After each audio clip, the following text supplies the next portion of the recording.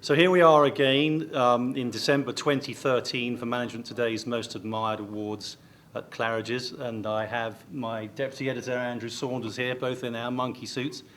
Andrew, this year, what would you have said the most significant movements are as far as the sectors are concerned? I was certainly interested in what was happening in retail with the supermarkets. Yeah, well, the supermarket story this year is great because we have a new winner of the sector, which is Aldi, the kind of bargain basement supermarket. So this is austerity Britain in action, I suppose. And they've beaten Tesco, they've beaten Asda, they've even beaten Sainsbury's, resurgent Sainsbury's into second place this year. So we'll all be getting our Christmas puddings from Aldi, I think.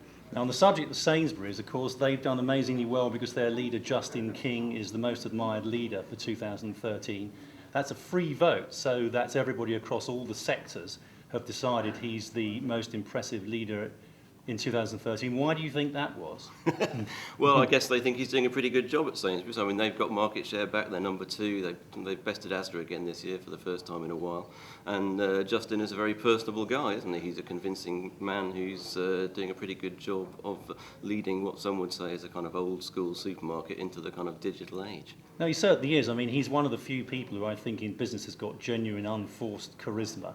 When I did the profile of him that appears in the magazine this month, seeing him in action addressing 350 of his troops in the HQ, he's an absolute natural.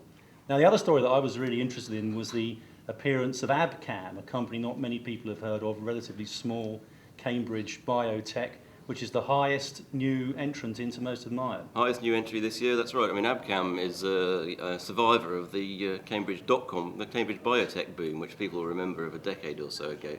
And not many great companies came out of that, but Abcam is a standout success for that sector. They've done really well.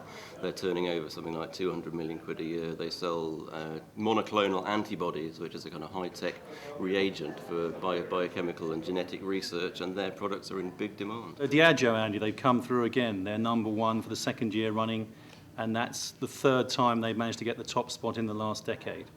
Well, I think what they've got is a consistent strategy, and they've executed it very carefully and persistently over the years. You know, they've been going for the premium drinks market all over the world, new emerging markets, China and the Far East, to complement the existing European ones, which are a bit quiet at the moment. And that accounts, I think, for the fact that they've won two years on the trot, 3 years in total, second only to the once mighty Tesco. I think going forward, as they say, with the new boss, Ivan Menezes, I think his challenges are going to be to maintain the kind of 6% compound annual growth that they've said that they will achieve. There are signs that the kind of taste for booze is slowing down a little bit in the emerging markets. Their third quarter results were a little bit lower than expected. So his job is not without challenges, but he's fresh to the task and will no doubt go at it with a will. And Andy mentioned Tesco there, who this year have come in at 191st. How are the mighty fallen?